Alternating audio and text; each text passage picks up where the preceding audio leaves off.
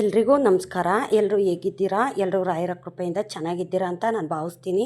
ರಾಯರು ನಿಮ್ಮೆಲ್ರಿಗೂ ಸುಖ, ಶಾಂತಿ, ನೆಮ್ಮದಿ, ಆಯುಸ್ಸು, ಆರೋಗ್ಯ, ಭಾಗ್ಯ ಕೊಟ್ಟು ಕಾಪಾಡಲಿ ಅಂತ ನಾನು ಕೇಳ್ಕೊತೀನಿ. ಇವತ್ತು ಗುರುವಾರ, ಹನುಮಾನ್ ಜಯಂತಿ ಇದೆ. ಇವತ್ತು ತಂದೆ ರಾಯರ ವಾರನೂ ಬಂದಿದೆ, ಹನುಮಾನ್ ಜಯಂತಿನೂ ಬಂದಿದೆ. ಹಾಗಾಗಿ ತುಂಬ ವಿಶೇಷವಾದಂಥ ವಾರ ಇವತ್ತು. ಮನೆಯಲ್ಲಿ ಇವತ್ತು ಬೇಗನೆ ಪೂಜೆ ಮುಗೀತು. ಬೇಗ ಅಂತಂದರೆ ಇವತ್ತು 2:30ಗೆ ಎದ್ದಿದ್ದೆ ನಾನು. ಗುರುವಾರ ಅಂತಂದ್ರೆ ಸಾಕು, ನನಗೆ ನೈಟೆಲ್ಲ ನಿದ್ದೆ ಅನ್ನೋದು ಬರೋದಿಲ್ಲ. ಎಷ್ಟೊತ್ತಿಗೆ ಬೆಳಕಾಗ್ಬಿಡುತ್ತೋ ಬೇಗ ಕೆಲಸಗಳಾಗೋದಿಲ್ವಲ್ಲ, ಲೇಟಾಗಿ ಎದ್ದರೆ ಕೆಲಸಗಳಾಗೋದಿಲ್ಲ. ಹಂಗಾಗಿ ನೈಟ್ ಪೂರ್ತಿ ನಿದ್ದೆ ಅನ್ನೋದು ಬರೋದಿಲ್ಲ. ಇವತ್ತು 2:30ಗೆ ಎದ್ದು ಬೇಗ ಎಲ್ಲ ಕ್ಲೀನಿಂಗು ಸಹ ಮುಗಿಸ್ಕೊಂಡು ಸ್ನಾನ ಮುಗಿಸಿ ದೇವ್ರ ಮನೆಗೆ ಬಂದೆ. ದೇವ್ರ ಮನೆಗೆ ಬಂದರೆ ಒಂದು 3/4 ಗಂಟೆ 1 ಅವರ್ ಅಂತೂ ಹಾಗೇ ಹೋಗುತ್ತೆ. ಯಾಕಪ್ಪ ಅಂತಂದರೆ ದೇವ್ರಿಗೆ ನೈವೇದ್ಯ ಮಾಡಬೇಕು, ದೇವ್ರಿಗೆ ಅಲಂಕಾರ ಮಾಡಬೇಕು, ದೇವ್ರಿಗೆಲ್ಲ ರೆಡಿ ಮಾಡಬೇಕು, ಇದೆಲ್ಲ ಇರುತ್ತಲ್ಲ. ಹಂಗಾಗಿ ಏನೋ ಒಂಥರ ಗುರುವಾರ ಅಂತಂದ್ರೆ ಸಾಕು, ಏನೋ ಒಂಥರ ಖುಷಿ ಆಗುತ್ತೆ. ಕಷ್ಟ ಅಂತ ಅನಿಸೋದೇ ಇಲ್ಲ. ಪ್ರತಿಯೊಬ್ಬರಿಗೂ ಅಷ್ಟೇ, ಗುರುವಾರ ಬಂದರೂ ಸಾಕು ಇಷ್ಟು ದಿನದಿಂದ ಮಾಡ್ತಾರೆ.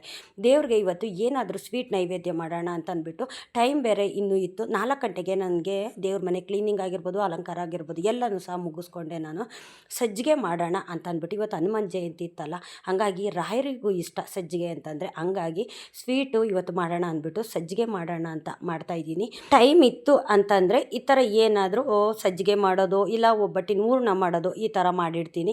ಟೈಮ್ ಇಲ್ಲ ಅಂತ ಅನ್ನೋದಾಯಿತು ಅಂತಂದರೆ ಫ್ರೂಟು ಎಲ್ಲ ಕಟ್ ಮಾಡಿಟ್ಬಿಟ್ಟು, ಇಲ್ಲ ಬಾಳೆಹಣ್ಣಿಟ್ಟು, ಇಲ್ಲ ಹಾಲಿಟ್ಟು, ಯಾವುದಾದ್ರೂ ಒಂದು ನೈವೇದ್ಯಕ್ಕೆ ಅಂತ ಇಟ್ಬಿಟ್ಟು ನಾನು ಪೂಜೆ ಅನ್ನೋದು ಮುಗಿಸ್ಕೊತೀನಿ. ಇವತ್ತು 4 ಗಂಟೆಗೆ ಎಲ್ಲ ಕೆಲಸನೂ ಮುಗೀತು.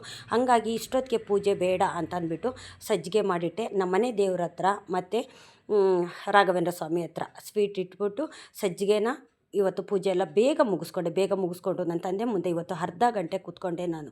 ಇವತ್ತು ಗೊತ್ತಿಲ್ಲ, ರಾಯರಿಗೆ ಪೂಜೆ ಮಾಡಬೇಕಾದ್ರೆ ನನ್ನ ಕಣ್ಣಲ್ಲೇ ನೀರು ಇದ್ದಕ್ಕಿದ್ದಂಗೆ ಬರ್ತಿತ್ತು. ಯಾಕೆ ಅನ್ನೋದು ಗೊತ್ತಿಲ್ಲ. ನಮ್ಮ ಮನಸ್ಸಲ್ಲಿ ಯಾವುದೇ ಒಂದು ನೋವು ಇರೋದಿಲ್ಲ, ಇಲ್ಲ ನೋವಿದ್ರೂ ಆಯಿತು, ನೋವಿಲ್ಲ ಅಂದರೂ ಆಯಿತು, ಆದರೆ ಕಣ್ಣಲ್ಲಿ ನೀರಂತೂ ಬರುತ್ತೆ. ನನ್ನ ತಂದೆ ಮುಖ ನೋಡಿಬಿಟ್ರಂತೂ ಕಣ್ಣಲ್ಲಿ ನೀರು ಬರುತ್ತೆ. ಪ್ರತಿದಿನ ನಾವು ಪೂಜೆ ಮಾಡ್ತೀವಿ, ಆದರೆ ಪ್ರತಿದಿನ ರಾಯರು ನೋಡ್ತಿದ್ದಾಗೆ ಕಣ್ಣಲ್ಲಿ ನೀರು ಬರೋದಿಲ್ಲ. ಈ ಥರ ಗುರುವಾರ ವಿಶೇಷವಾದಂಥ ವಾರ ಇರುತ್ತಲ್ಲ, ಹಂಗಾಗಿ ಗುರುವಾರ ನನ್ನ ತಂದೆ ರಾಯರ ಮುಖ ನೋಡೋದಕ್ಕೆ ಏನೋ ಒಂಥರ ಖುಷಿ. ರಾಯರು ಕಳಕಳಿಯಾಗಿ ಕಾಣಿಸ್ತಿರ್ತಾರೆ. ಪ್ರತಿದಿನ ನಾವು ಪೂಜೆ ಮಾಡ್ತೀವಿ, ಆದರೆ ಗುರುವಾರ ಪೂಜೆ ಮಾಡುವಾಗ ನನ್ನ ತಂದೆ ಮುಖ ನೋಡ್ರೂ ಸಾಕು ಏನೋ ಒಂಥರ ಮನಸ್ಸಿನಲ್ಲಿ ಖುಷಿ. ಮನೆಯಲ್ಲಿ ಎಷ್ಟೇ ಕಷ್ಟ ಇದ್ದರೂ, ಮನಸ್ಸಿನಲ್ಲಿ ನೋವಿದ್ರೂ ಸಹ ನನ್ನ ತಂದೆ ಮುಖ ನೋಡಿದ್ರೂ ಸಾಕು ನಮ್ಮ ಕಷ್ಟಗಳೆಲ್ಲ ಮಂಗಮಾಯ ಆಗೋಗ್ತಿರುತ್ತೆ.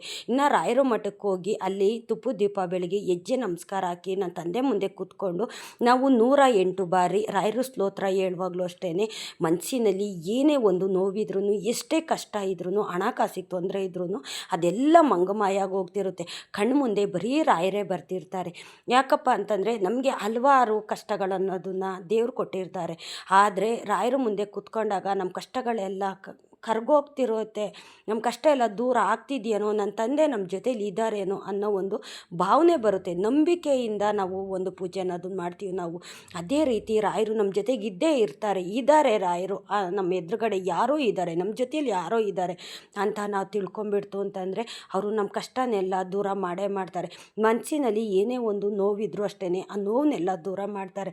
ನನ್ನನ್ನು ನೀನು ಎಷ್ಟು ನಂಬಿದೆಯಾ, ನಿನಗೆ ನಾನು ಒಳ್ಳೇದು ಮಾಡೇ ಮಾಡ್ತೀನಿ, ನೀನು ನನ್ನ ನಂಬಿದೆಯಲ್ಲ, ನಿನ್ನನ್ನು ನಾನು ಕೈ ಬಿಡೋದಿಲ್ಲ ಅಂತ ನನ್ನ ತಂದೆ ನಮಗೆ ಸೂಚನೆ ಮುಖಾಂತರ ಕೊಡ್ತಾರೆ. ಇವತ್ತು ಪೂಜೆ ಮಾಡಬೇಕಾದ್ರೆ ನನ್ನ ತಂದೆ ನನಗೆ ಸೆಂಟ್ರ್ ಭಾಗದಿಂದ ಹೂ ಪ್ರಸಾದ ಕೊಟ್ಟರು. ಸೆಂಟ್ರ್ಗಡೆ ಗುಲಾಬಿ ಹೂ ಇಟ್ಟಿದ್ದೀನಲ್ಲ, ಅಂದರೆ ಕೆಂಪು ಹೂ ಇಟ್ಟಿದ್ದೀನಲ್ಲ, ಆ ಹೂನ ನನಗೆ ಪ್ರಸಾದ ಕೊಟ್ಟರು. ನನಗೆ ತುಂಬ ಖುಷಿ ಆಯಿತು. ನಾನು ಪೂಜೆ ಮಾಡಬೇಕಾದ್ರೆ ಯಾವತ್ತೂ ಅಷ್ಟೇ ಹೂ ಪ್ರಸಾದ ಜಾಸ್ತಿ ಆಗಿಲ್ಲ ನನಗೆ. ಯಾಕೆ ಅಂತಂದರೆ ನಾನು ದೇವ್ರ ಮುಂದೆ ಕೂತ್ಕೊಂಡಾಗ, ಇಲ್ಲ ಪೂಜೆ ಮಾಡಿ ಸ್ವಲ್ಪ ಹೊತ್ತಾದಮೇಲೆ ಈ ಥರ ಹೂ ಅನ್ನೋದು ಬಿದ್ದಿರೋದು. ಆದರೆ ಇವತ್ತು ನಾನು ಪೂಜೆ ಮಾಡಬೇಕಾದ್ರೇ ಮಧ್ಯದ ಭಾಗದಿಂದ ಕೆಂಪು ಹೂನ ನನಗೆ ಪ್ರಸಾದ ಅಂತ ಕೊಟ್ಟರು. ನನಗೆ ತುಂಬ ಖುಷಿ ಆಯಿತು. ನೀವಿದ್ದೀರಾ ತಂದೆ, ನಮ್ಮಲ್ಲಿ ಎಷ್ಟೇ ಕಷ್ಟ ಇದ್ರೂ ಆ ಕಷ್ಟನೆಲ್ಲ ನಮ್ಮ ಮನಸ್ಸಲ್ಲೇ ಇಟ್ಕೊಂಡು ನಿಮಗೆ ನಗ್ನಗ್ತಾ ನಾವು ಪೂಜೆ ಮಾಡ್ತೀವಿ. ಮನಸ್ಸಿನ ತುಂಬ ನಾವು ನೋವಿದ್ರೂ ಸಹ ನಮ್ಮ ಮನಸ್ಸಲ್ಲಿ ಯಾವುದೇ ಒಂದು ನೋವಿಲ್ಲ ಅನ್ನೋ ಥರ ನಾವು ಪೂಜೆ ಮಾಡ್ತೀವಿ. ಆದರೆ ನಮ್ಮ ಮನಸ್ಸಲ್ಲಿರೋ ನೋವು ನಿಮಗೆ ಗೊತ್ತಾಗುತ್ತೆ, ನಿಮಗೆ ಕಾಣಿಸುತ್ತೆ. ನಮ್ಮ ಮನೆ ಪರಿಸ್ಥಿತಿ ಆಗಿರ್ಬೋದು, ಇಲ್ಲ ನಮ್ಮ ಕಷ್ಟ ಆಗಿರ್ಬೋದು, ಎಲ್ಲವೂ ಸಹ ಕಾಣ್ತಿರುತ್ತೆ ನಿಮಗೆ. ಹಾಗಾಗಿ ನಮ್ಮ ಕಷ್ಟದಲ್ಲಿ ನೀವಿದ್ದೀರಾ ಅಂತ ನಾವು 100ಕ್ಕೆ 100ರಷ್ಟು ನಂಬಿದ್ದೀವಿ ತಂದೆ ಅಂತ ನಾನು ತಿಳ್ಕೊಂಡು ಈ ಥರ ಒಂದು ಪೂಜೆ ಅನ್ನೋದು ನಾವು ಮುಗಿಸ್ಕೊತು ಅಂತಂದರೆ ರಾಯರು ಯಾವಾಗಲೂ ಅಷ್ಟೇ ನಮ್ಮ ಜೊತೇಲಿ ಇದ್ದೇ ಇರ್ತಾರೆ. ನನ್ನ ಮನೆಯಲ್ಲಿ ಪೂಜೆ ಎಲ್ಲ ಮುಗಿಸಿ ಮಕ್ಕಳು, ನಾನು, ನಮ್ಮ ಮನೆಯಲ್ಲಿ ಎಲ್ಲರೂ ಅಷ್ಟೇ ರಾಯರ ಮಠಕ್ಕೆ ಹೋಗಿ ಅಲ್ಲಿ ತುಪ್ಪ ದೀಪ ಬೆಳಗಿ ಮತ್ತು ಹೆಜ್ಜೆ ನಮಸ್ಕಾರ ಹಾಕಿ ಇವತ್ತು ಟೈಮ್ ಇತ್ತಲ್ಲ, ಹಂಗಾಗಿ ಒಂದು ಅರ್ಧ ಗಂಟೆ ಅಲ್ಲೇ ಕೂತ್ಕೊಂಡು ರಾಯರು ಮಠದ ತವಿಂದ ಸ್ವಲ್ಪ ದೂರದಲ್ಲಾದಂಗೆ ಆಂಜನೇಯ ದೇವಸ್ಥಾನ ಇದೆ. ಅಲ್ಲೂ ಅಷ್ಟೇ ಆಂಜನೇಯ ದೇವಸ್ಥಾನಕ್ಕೆ ಹೋಗಿ ಅಲ್ಲೂ ಪೂಜೆ ಎಲ್ಲ ಮುಗಿಸ್ಕೊಂಡು ತೀರ್ಥ ಪ್ರಸಾದ ಕೊಟ್ಟರು. ತೀರ್ಥ ಪ್ರಸಾದ ಈಸ್ಕೊಂಡು ಮಕ್ಕಳನ್ನೆಲ್ಲ ಸ್ಕೂಲಿಗೆ ಬಿಟ್ಬಿಟ್ಟು ನಾನು ಮನೆಗೆ ಬಂದು ತಿರ್ಗಾ ನಂತರ ನಾನು ಕೆಲ್ಸಕ್ಕೆ ಹೋಗಿದ್ದಂಥದ್ದು. ಇಲ್ಲಿ ಆಂಜನೇಯ ದೇವಸ್ಥಾನ ಇದು. ನಾನು ಪ್ರತಿದಿನ ಹೋಗ್ತಾ ಇರ್ತೀನಿ. ನಾವು ರಾಯರ ಮಠಕ್ಕೆ ಹೋಗೋ ದಾರಿನಲ್ಲೇ ಈ ಆಂಜನೇಯ ದೇವಸ್ಥಾನ ಇದೆ. ಪ್ರತಿದಿನ ನಾನು ಹೋಗ್ತಾ ಇರ್ತೀನಿ. ನಾನು ಮಕ್ಕಳನ್ನು ಕರ್ಕೊಂಡೋಗಿ ನಾನು ಸಹ ಹೋಗಿದ್ದು ನಾನು ಬರ್ತೀನಿ. ಆಂಜನೇಯ ಅಂದರೆ ನಮ್ಮ ಮನೆ ದೇವರು, ನಮ್ಮ ಮನೆ ದೇವರೇ ಆಂಜನೇಯ. ಹಂಗಾಗಿ ನಮ್ಮ ಮನೆಯಲ್ಲಿ ಎಲ್ರಿಗೂ ತುಂಬಾ ಇಷ್ಟ ಆಂಜನೇಯ ಅಂತಂದರೆ. ನಮ್ಮ ಮನೆಯಲ್ಲಿ ದೇವ್ರ ಫೋಟೋಕ್ಕಿಂತ ಹೆಚ್ಚಾಗಿ ಆಂಜನೇಯನ ಫೋಟೋನೇ ಜಾಸ್ತಿ ಇರೋವಂಥದ್ದು. ನಮ್ಮ ಕಷ್ಟ ಏನೇ ಇದ್ರೂ ಅಷ್ಟೇ ನಮ್ಮ ಹತ್ರ ಬರೋದಕ್ಕೆ ಆಂಜನೇಯ ಬಿಡೋದಿಲ್ಲ. ಯಾಕಪ್ಪ ಅಂತಂದರೆ ಆಂಜನೇಯ ಶ್ರೀರಾಮನ್ನ ಯಾವಾಗಲೂ ಜಪ ಮಾಡ್ತಿರ್ತಾರೆ. ಹಾಗೆ ನಾವು ಅಷ್ಟೇ ಆಂಜನೇಯನ ಜಪ ಮಾಡೋದು, ಶ್ರೀರಾಮನ ಜಪ ಮಾಡಿದ್ರೆ ನಮ್ಮ ಕಷ್ಟ ಎಲ್ಲ ದೂರ ಮಾಡ್ತಾರೆ. ಯಾವುದೇ ಒಂದು ತೊಂದರೆ ತಾಪತ್ರೆ ಬರೋದಿಲ್ಲ. ಯಾವುದೇ ಒಂದು ಸೋಕಾಗಿರ್ಬೋದು, ಇಲ್ಲ ಒಂದು ದೃಷ್ಟಿ ದೋಷ ಮಾಟ ಮಂತ್ರ ಯಾರು ಏನೇ ಮಾಡಿದ್ರು ಅಷ್ಟೇ ನಮಗೆ ತಟ್ಟೋದಿಲ್ಲ. ನಾನು ಅದಕ್ಕೆ ಹೇಳೋದು, ಜಾಸ್ತಿ ಆಂಜನೇಯ ದೇವಸ್ಥಾನಕ್ಕೆ ಹೋಗಿ.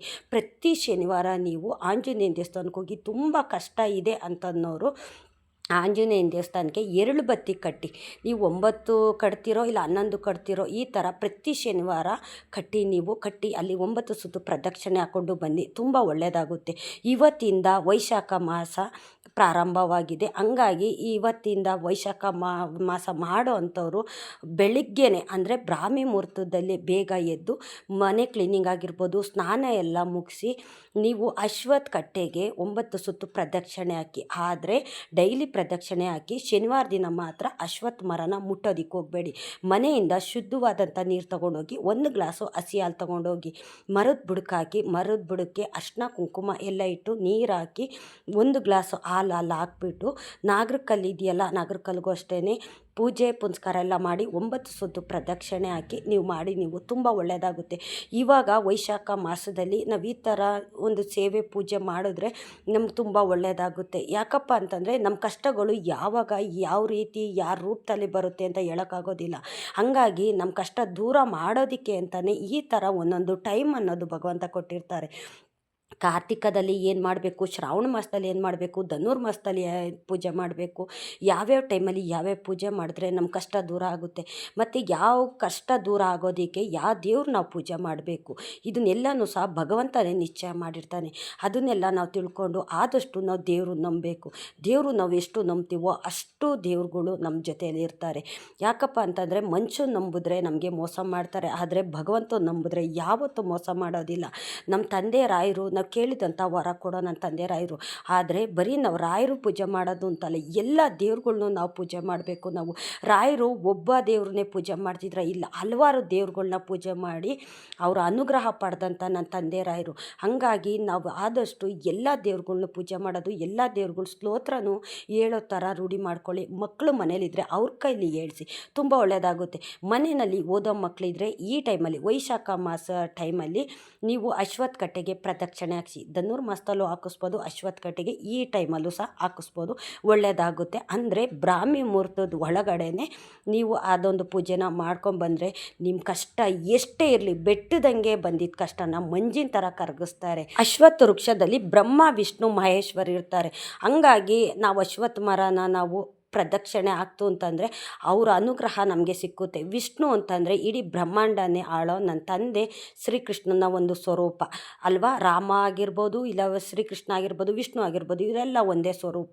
ಹಾಗಾಗಿ ನಾವು ಅಶ್ವತ್ಥ ಕಟ್ಟೆಗೆ ಎಷ್ಟು ನಾವು ಪ್ರದಕ್ಷಿಣೆ ಆಗ್ತೀವೋ, ಎಷ್ಟು ಪೂಜೆ ಮಾಡ್ತೀವೋ ಅಷ್ಟು ಅನುಗ್ರಹ ಸಿಕ್ಕುತ್ತೆ. ಯಾಕೆ ಅಂತಂದರೆ ನಮಗೆ ಗೊತ್ತಿದ್ದಷ್ಟು ನಾವು ಮಾಡಬೇಕು, ಗೊತ್ತಿಲ್ಲದೆ ಇರೋದನ್ನ ನಾವು ಮಾಡೋಕ್ಕೆ ಹೋಗಬಾರ್ದು. ನನಗೆ ಮುಂಚೆ ಎಲ್ಲ ಗೊತ್ತಿರಲಿಲ್ಲ. ಯಾರಾದರೂ ಧನುರ್ಮಾಸ ಮಾಡೋಕ್ಕೆ ಹೋಗ್ತಿದ್ರಲ್ಲ, ಆವಾಗ ನವಗ್ರಹ ಸುತ್ತುತ್ತಿದ್ರು. ಅಂದರೆ ದೇವಸ್ಥಾನದಲ್ಲಿ ನವಗ್ರಹಗಳಿರ್ತಾವಲ್ಲ 9, ಆ ನವಗ್ರಹಗಳು ಸುತ್ತಿದ್ರು. ಯಾರೋ ಒಬ್ಬರು ಹೇಳಿದ್ರು, ಅದು ಸರಿನೋ ತಪ್ಪೋ ನನಗೆ ಗೊತ್ತಿಲ್ಲ, ಆದರೆ ಅದನ್ನು ನಾನು ಪಾಲಿಸ್ತಾ ಇದ್ದೀನಿ. ನಾನು ನವಗ್ರಹನ ನಾವು ಸುತ್ತಬಾರ್ದು. ಸುತ್ತಿದ್ರೆ ಅವು ನಮ್ಮನ್ನು ಸುತ್ತುತ್ತವೆ. ನವಗ್ರಹಗಳು ನಮ್ಮನ್ನು ಅವು ಸುತ್ತುತ್ತಾ ಇರ್ತವೆ ಜೀವನ ಪೂರ್ತಿ. ಹಂಗಾಗಿ ನವಗ್ರಹಗಳನ್ನ ಸುತ್ತಬಾರ್ದು. ಈ ಥರ ಅಶ್ವತ್ಥ ಕಟ್ಟಿನಲ್ಲಿ ಹರಳಿ ಮರ, ಬೇವಿನ ಮರ ಮತ್ತು ನಾಗರ ಕಲ್ಲು ಇರುತ್ತಲ್ಲ, ಹಂಗಾಗಿ ಅವನ್ನ ಸುತ್ತಿದ್ರು ಅಷ್ಟೇ ತುಂಬ ಒಳ್ಳೆಯದಾಗುತ್ತೆ. ಮಕ್ಕಳಿಲ್ದವ್ರಿಗೆ ಮಕ್ಕಳಾಗುತ್ತೆ, ಮದುವೆ ಸೆಟ್ಟಾಗದೇ ಇರೋರಿಗೆ ಮದುವೆ ಸೆಟ್ಟಾಗುತ್ತೆ ನಾಗರ ಕಲ್ಲಿಗೆ ಪೂಜೆ ಮಾಡಿ ಪ್ರದಕ್ಷಿಣೆ ಹಾಕಿದ್ರೆ. ಇನ್ನು ಹರಳಿ ಮರದಲ್ಲಿ ಬ್ರಹ್ಮ, ವಿಷ್ಣು, ಮಹೇಶ್ವರ ಇರ್ತಾರೆ.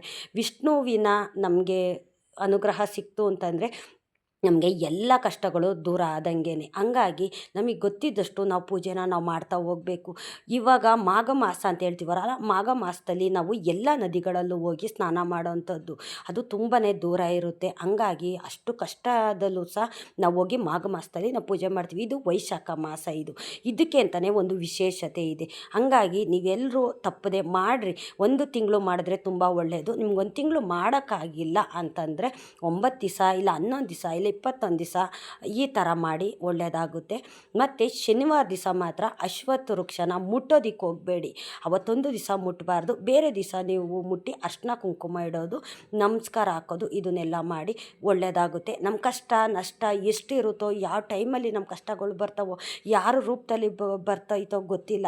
ಆದರೆ ದೇವ್ರುಗಳ್ನ ನಾವು ಎಷ್ಟು ನಂಬ್ತೀವೋ, ಎಷ್ಟು ನಾವು ಪೂಜೆ ಮಾಡ್ತೀವೋ ಅಷ್ಟು ನಮ್ಮ ಕಷ್ಟ ಎಲ್ಲ ದೂರ ಆಗ್ತಿರುತ್ತೆ.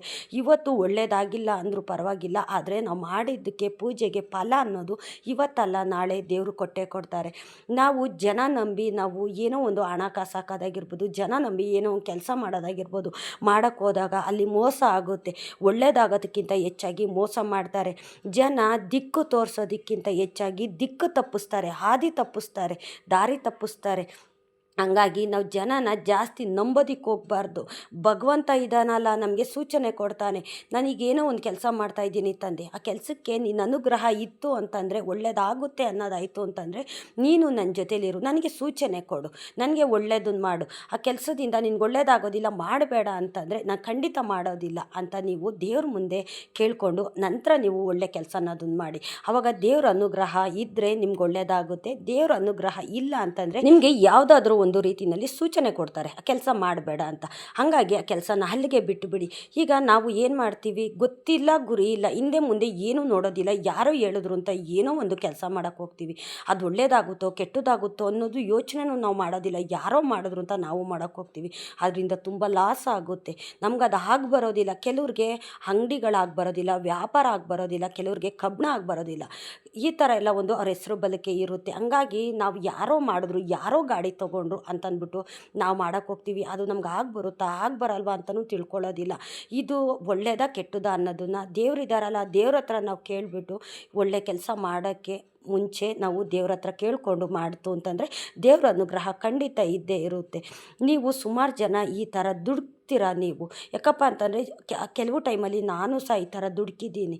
ನಮಗೆ ಗೊತ್ತಿಲ್ದಿರ ಮಾಡಿದ್ದೀವಿ ತಪ್ಪುಗಳನ್ನ. ಆದರೆ ಭಗವಂತ ನಮಗೆ ಸೂಚನೆ ಕೊಡ್ತಾನೆ, ಸ್ವಲ್ಪ ದಿವಸದಲ್ಲೇ ನಮಗೆ ಗೊತ್ತಾಗುತ್ತೆ. ಅದರಿಂದ ಒಳ್ಳೇದಾಗುತ್ತೆ ಅನ್ನೋದಾಯಿತು ಅಂತಂದರೆ ವ್ಯಾಪಾರ ಆಗಿರ್ಬೋದು, ಇಲ್ಲ ಒಂದು ನಾವು ಗಾಡಿ ತೊಗೊಂಡಿರ್ತೀವಿ ಅದರಲ್ಲಿ ಒಳ್ಳೇದಾಗಿರ್ಬೋದು, ಆಗುತ್ತೆ. ಅದರಿಂದ ಒಳ್ಳೇದಾಗೋಲ್ಲ ಅನ್ನೋದಾಯಿತು ಅಂತಂದರೆ 1-2 ತಿಂಗಳಲ್ಲೇ ಸೂಚನೆ ಕೊಡ್ತಾನೆ ಭಗವಂತ. ವ್ಯಾಪಾರ ಆಗೋದಿಲ್ಲ, ತುಂಬ ಲಾಸ್ ಆಗ್ತಿರುತ್ತೆ, ಏನಾದರೂ ಒಂದು ಕೆಟ್ಟದ್ದು ನಡೀತಿರುತ್ತೆ. ಹಾಗಾಗಿ ಆವಾಗಲೇ ಕೈ ಬಿಟ್ಬಿಡಬೇಕು ನಾವು. ಇನ್ನೂ ಮುಂದೆ ಒರೆಸ್ಕೊಂಡು ಹೋಯ್ತು ಅಂತಂದರೆ ತುಂಬ ಲಾಸ್ ಅನ್ನೋದಾಗುತ್ತೆ. ನಾವು ಹಾಕಿದ ಬಂಡವಾಳನೂ ಸಹ ನಮಗೆ ಬರೋದಿಲ್ಲ. ನಮ್ಮಲ್ಲಿ ಏನೇ ಒಂದು ನೋವಿದ್ರು, ಎಷ್ಟೇ ಕಷ್ಟ ಇದ್ದರೂ, ಎಷ್ಟೇ ಕಣ್ಣೀರಿದ್ರೂ ಸಹ ಭಗವಂತನ ಹತ್ರ ನಾವು ಹೇಳ್ಕೊಳ್ಳೋಣ. ಭಗವಂತ ದಾರಿ ತೋರಿಸ್ತಾರೆ. ಭಗವಂತ ತೋರಿಸಿ ದಾರಿಲಿ ನಾವು ನಡೀತು ಅಂತಂದರೆ ಅದು ಜೀವನ ಪೂರ್ತಿ ನಮಗೆ ಒಳ್ಳೆಯದಾಗುತ್ತೆ. ದೇವ್ರ ಅನುಗ್ರಹ ಇಲ್ಲ, ಜನ ಮಾತು ಕೇಳಿಕೊಂಡು ನಾವು ಮಾಡ್ತು ಅಂತಂದರೆ ಅದು ಅರ್ಧದಲ್ಲೇ ನಿಂತೋಗುತ್ತೆ, ಅರ್ಧದಲ್ಲೇ ನಮಗೆ ನೋವು ಅನ್ನೋದು ಕೊಡ್ತಾರೆ. ಹಾಗೆ ನವಗ್ರಹ ಸುತ್ತಿದ್ರೆ ನಮಗೆ ಒಳ್ಳೆಯದಾಗೋದಿಲ್ಲ, ನವಗ್ರಹಗಳು ನಮ್ಮನ್ನು ಸುತ್ತುತ್ತೆ ಅಂತ ಯಾರೋ ಒಬ್ಬರು ಹೇಳಿದರು. ಹಂಗಾಗಿ ನಾನು ಯಾವತ್ತೂ ಅಷ್ಟೇ ನವಗ್ರಹಗಳನ್ನ ಸುತ್ತೋದಿಲ್ಲ. ಈಗ ಧನುರ್ಮಾಸದಲ್ಲಿ ನವಗ್ರಹಗಳು ಸುತ್ತುತ್ತಾರಲ್ಲ, ಅದೇ ರೀತಿ ನಾನು ಯಾವತ್ತೂ ಅಷ್ಟೇ ಸುತ್ತೋದಿಲ್ಲ. ನಾನು ಸ್ಟಾರ್ಟ್ ಮಾಡ್ಕೊಂಡಾಗಿಂದ ನಾನು ಅಶ್ವತ್ಥ ಕಟ್ಟೆಗೆ ನಾನು ಪ್ರದಕ್ಷಿಣೆ ಹಾಕೋದು, ಅಶ್ವತ್ಥ ಕಟ್ಟೆಗೆ ನಾನು ಧನುರ್ಮಾಸ ಮಾಡೋ ಅಂಥದ್ದು. ಈ ಥರ ನಾನು ಅವಾಗಿಂದ ಮುಂಚೆಯಿಂದ ಸುಮಾರು ವರ್ಷಗಳಿಂದ ನಾನು ಪಾಲಿಸ್ಕೊಂಡ್ಬಂದಿದ್ದೀನಿ. ನನಗೆ ತುಂಬಾ ಒಳ್ಳೇದು ಮಾಡಿದ್ದಾರೆ ದೇವರು. ಯಾಕೆಂತಂದರೆ ನಾವು ದೇವರು ನಂಬಿ ಏನೇ ಒಂದು ಒಳ್ಳೆಯ ದಾರಿಲಿ ಹೋಗ್ತು ಅಂತಂದರೆ ಆ ದಾರಿನಲ್ಲಿ ಭಗವಂತ ಇರ್ತಾನೆ. ಯಾರಾದರೂ ಒಬ್ಬರು ಹೇಳ್ತಾರ, ಅದು ಒಳ್ಳೇದಾ ಕೆಟ್ಟದಾ ಸ್ವಲ್ಪ ನಾವು ಯೋಚನೆ ಮಾಡಿ ಮಾಡಬೇಕು. ಅಯ್ಯೋ ಅವರು ಹೇಳಿದ್ರು, ಅವ್ರಿಗೇನು ಗೊತ್ತು ದೇವ್ರ ಬಗ್ಗೆ ಅಂತಂದ್ಬಿಟ್ಟು ನಾವು ಅದನ್ನೇ ಮಾಡೋಕ್ಕೋಯ್ತು ಅಂತಂದರೆ ಒಳ್ಳೇದಂತೂ ಆಗೋದಿಲ್ಲ. ಯಾಕೆಂತಂದರೆ ಸೂಚನೆ ಅಂತಂದರೆ ಭಗವಂತ ಮನುಷ್ಯ ರೂಪದಲ್ಲಿ ಸೂಚನೆ ಕೊಡ್ತಾನೆ. ನಾವು ಅದನ್ನು ಕೇಳಬೇಕಾ ಕೇಳಬೇಡವಾ ಅನ್ನೋದಕ್ಕೂ ಸಹ ಭಗವಂತ ಅನುಗ್ರಹ ಮಾಡ್ತಾರೆ ನಮಗೆ. ನಾವು ಅದನ್ನು ತಿಳ್ಕೊಬೇಕು. ಹೌದು, ನವಗ್ರಹ ಸುತ್ತಿದ್ರೆ ಏನು, ನವಗ್ರಹಗಳು ನಾವು ಸುತ್ತಿದ್ರೆ ನಮ್ಮನ್ನು ನಾವು ಸುತ್ತುತ್ತಿರುತ್ತವೆ. ಹಂಗಾಗಿ ಕಷ್ಟಗಳು ಜಾಸ್ತಿ ನಮಗೆ ಬರ್ತಿರ್ತವೆ. ಹಂಗಾಗಿ ಅವ್ರು ಹೇಳಿದ ಮಾತನ್ನೇ ನಾನು ಪಾಲಿಸ್ಕೊಂಡು ಬಂದಿದ್ದೀನಿ ನಾನು. ಅವರು ಅಷ್ಟೇ ನವಗ್ರಹ ಸುತ್ತುತ್ತಾ ಇರಲಿಲ್ಲ. ಅಶ್ವತ್ಥ ಕಟ್ಟೆಗೆ ಅವರು 1 ತಿಂಗಳು ಪೂರ್ತಿ ಪ್ರದಕ್ಷಿಣೆ ಅನ್ನೋದು ಆಗ್ತಾಯಿದ್ರು. ಹಂಗಾಗಿ ಅದನ್ನೇ ನಾನು ಸಹ ಪಾಲಿಸ್ಕೊಂಡು ಬಂದಿದ್ದೀನಿ. ಅವ್ರ ಜೀವನ ತುಂಬಾ ಚೆನ್ನಾಗಿದೆ. ತುಂಬ ಚೆನ್ನಾಗಿದೆ ಅಂತಂದರೆ ಅವರು ಇದ್ದಿದ್ದು ಸ್ಥಿತಿಗೂ ಇವಾಗಿರೋ ಸ್ಥಿತಿಗೂ ಅಜ್ಗಜ ಅಂತರ ಇದೆ. ಯಾಕಪ್ಪ ಅಂತಂದರೆ ಅವರು ದೇವ್ರನ್ನ ತುಂಬಾ ನಂಬ್ತಿದ್ದಂಥವ್ರು ಅವರು. ಹಂಗಾಗಿ ದೇವ್ರ ಬಗ್ಗೆ ತುಂಬ ತಿಳ್ಕೊಂಡಿದ್ರು. ಅವ್ರು ಹೇಳಿದ್ದನ್ನು ನಾನು ಚಾಚು ತಪ್ಪದೆ ನಾನು ಪಾಲಿಸ್ತೀನಿ ನಾನು. ಅವಾಗಿಂದ ನಾನು ಅಶ್ವತ್ಥ ಕಟ್ಟೆಗೆ ನಾನು ಪ್ರದಕ್ಷಿಣೆ ಹಾಕೋದಕ್ಕೆ ಶುರು ಮಾಡಿಕೊಂಡೆ. ಅಂದರೆ ಧನುರ್ಮಾಸದಲ್ಲಿ ಅಂತಲ್ಲ, ಬೇರೆ ಯಾವ ಟೈಮಲ್ಲಾದರೂ ನಾವು ಅಶ್ವತ್ಥ ಕಟ್ಟೆ ಸುತ್ಬೋದು, ತೊಂದರೆ ಏನಿಲ್ಲ. ನಾವು ಎಷ್ಟು ಅಶ್ವತ್ಥ ಕಟ್ಟೆಗೆ ಪೂಜೆ ಮಾಡ್ತೀವೋ, ಪ್ರದಕ್ಷಿಣೆ ಹಾಕ್ತೀವೋ, ಅಷ್ಟು ಅನುಗ್ರಹ ನಮ್ಗೆ ಆಗ್ತಿರುತ್ತೆ. ನಾನು ಆ ಥರ ಸುತ್ತಿದ್ದಕ್ಕೆ ನನಗೆ ಒಳ್ಳೇದಾಗಿದ್ದಕ್ಕೆ ನಾನು ನಿಮಗೆ ಹೇಳೋವಂಥದ್ದು.